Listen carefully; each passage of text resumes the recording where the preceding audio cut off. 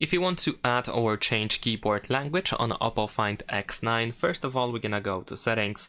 Over here in Settings, scroll all the way down and go to System and Update. Then we're gonna go to Input Method, Manage Keyboards, and then a Gboard, because this is the default keyboard that we use on this phone.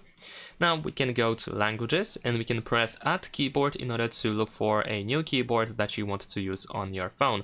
So let's say, of course, we can also use the search field over here. But let's say I'm gonna choose something like, I don't know, Spanish over here. And if the language is being spoken in different regions, then you probably can find these regions in here as well. So let's say I'm gonna choose Latin American region over here.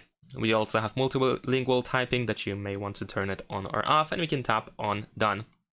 And over here we have added a new keyboard language. If you want to get rid of old keyboard language, then we can tap on this pen icon in the upper right corner, select whichever language you want to remove, and then we can tap on this trash icon, or you can change the order of these languages quite easily by using these lines on the right side.